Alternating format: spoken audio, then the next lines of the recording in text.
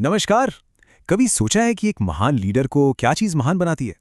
अक्सर हमें लगता है कि ये तो बस एक एहसास है, एक फीलिंग है ना? लेकिन आज हम ये देखने वाले हैं कि इस एहसास को, इस फीलिंग को असल में नंबरों में, आंकड़ों में कैसे बदला जा सकता है। तो चलिए समझते हैं कि ये सब कैसे काम करता है। तो सवाल ये उठता है कि एक अच्छे और एक बेहतरीन लीडर में आखिर फर्क क्या होता है? हम सब ने अपने काम में ये महसूस तो किया ही होगा, है ना? पर बात आती है इसे नापने की, इसे किसी पैमाने पर रखने की। बस यही वो पहेली है जिसे आज हम सुलझाने की कोशिश करेंगे। अब इस स्लाइड को देखिए, बात एकदम साफ हो जाएगी। एक तरफ है सेल्स प्रतिनिधि, उसकी सफलता नापना बड़ा आसान है, सीधे सीधे सेल्स के नंबर देख लीजिए। पर दूसरी तरफ है एक टीम लीडर, और यहां एक बड़ा सा सवालिया निशान है। मामला थोड़ा पेचीदा है, तो उनकी सफलता को कैसे मापा जाए? तो अच्छी बात यह है कि हमें सिर्फ अपनी गट फीलिंग पर नहीं चलना है। लीडरशिप को असल में डेटा से नापा जा सकता है, और नापा जाना भी चाहिए, ताकि पता चले कि क्या वाकई काम कर रहा है और क्या नहीं। और यहीं पर एंट्री होती है केपीआईज की, यानी की परफॉर्मेंस इंडिकेटर्स। अब ये हैं क्या? इन्हें आप एक टूलकिट की तरह समझिए, जो कम्युनिकेशन और टीम वर्क जैसी चीजों को भी मापने लायक बना देता है, जिन्हें हम अक्सर सॉफ्ट स्किल्स कहकर नजरअंदाज कर देते हैं। तो ये लीडरशिप केपीआई होता क्या है आखिर?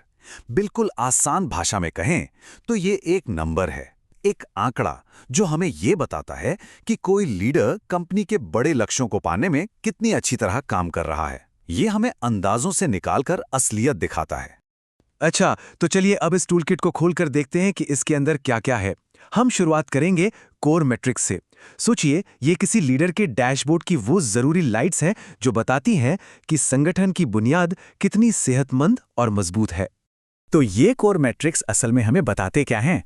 ये हमें दिखाते हैं कि भविष्य के लिए हमारे पास कितने लीडर्स तैयार हैं, कौन अगला प्रमोशन लेने के लिए तैयार हैं, और सबसे जरूरी, क्या हम अपने सबसे बेहतरीन लोगों को कंपनी में रोक पा रहे हैं।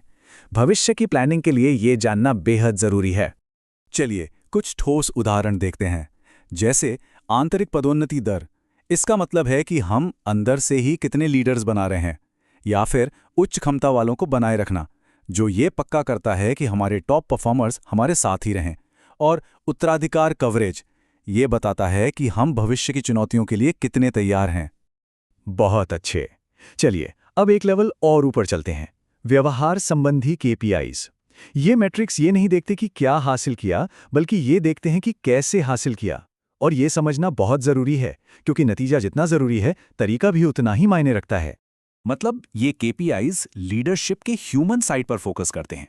जैसे वो बात कैसे करते हैं, वो फैसले कैसे लेते हैं, और वो अपनी टीम के लिए माहौल कैसा बनाते हैं। ये सीधे सीधे किसी संगठन के कल्चर को नापने का एक तरीका है। अब सवाल ये है कि इन चीजों को नापे कैसे? ये तो बहुत दिलचस्प है। कर्मचारी जुड़ाव स्कोर के लिए हम सर्वे का इस्तेमाल करते हैं। लीडरशिप कम्युनिकेशन को समझने के लिए हम 360 डिग्री फीडबैक लेते हैं, जिसमें टीम, मैनेजर सब अपनी राय देते हैं। और निर्णय लेने की प्रभावशीलता का पता तो सीधे सीधे प्रोजेक्ट के नतीजों से ही चल ही जाता है। और अब हम आते हैं सबसे दमदार केपीआईज पर, रणनीतिक केपीआईज। ये वो नंबर हैं जो लीडरशिप की क्वालिटी को सीधे सीधे बिजनेस के असली नतीजों से जोड़ते हैं, यानी कि पैसा, ग्रोथ और कामयाबी। यही वो जगह है जहां लीडरशिप की बातें सीधे कंपनी की बैलेंस शीट से जुड़ जाती हैं। ये दिखाता है कि एक अच्छा लीडर होना सिर्फ गुड टू हैव नहीं है, बल्कि बिजनेस के लिए एक जबरदस्त फायदे का सौदा है। जैसे लीडरशिप विकास पर आरओआई, यानी रिटर्न ऑन इन्वेस्टमेंट, मतलब ट्रेनिंग पर लगे हर रुपए ने कितना कमा कर दिया। या फिर कर्मचारी टर्नओवर में कमी।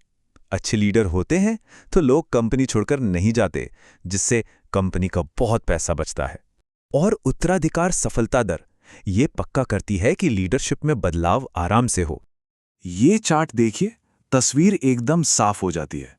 जो लंबा वाला बार है वो है इंडस्ट्री का एवरेज कर्मचारी टर्नओवर, और उसके बगल में जो छोटा बार है वो तब होता है जब लीडरशिप अच्छी हो।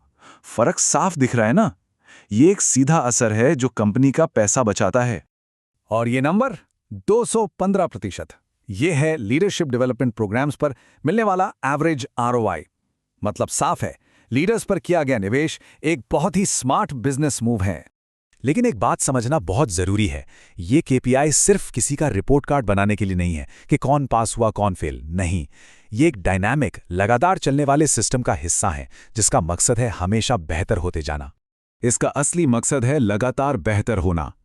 हम डेटा का इस्तेमाल करते हैं ताकि समय के साथ और बेहतर लीडर तैयार कर सकें। याद रखिए, ये एक सफर है, कोई मंजिल नहीं। तो ये पूरा सिस्टम काम कैसे करता है? इसके 4 सीधे साधे स्टेप्स हैं। पहले डेटा इकट्ठा करो, फिर देखो कि क्या सही चल रहा है और क्या नहीं।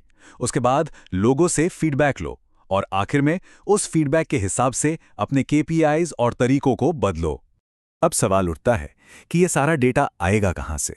तो ये आता है HRIS सिस्टम से, परफॉर्मेंस मैनेजमेंट प्लेटफॉर्म से और कर्मचारियों के सर्वे से, जैसे कि ENPS या 360 डिग्री फीडबैक। यही वो टूल्स हैं जो इस पूरी प्रक्रिया को मुमकिन बनाते हैं।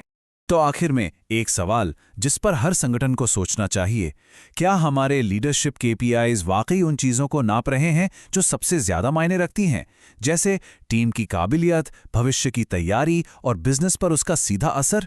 इस सवाल का जवाब ढूंढना ही बेहतर लीडरशिप की तरफ पहला और सबसे ज़रूरी कदम है।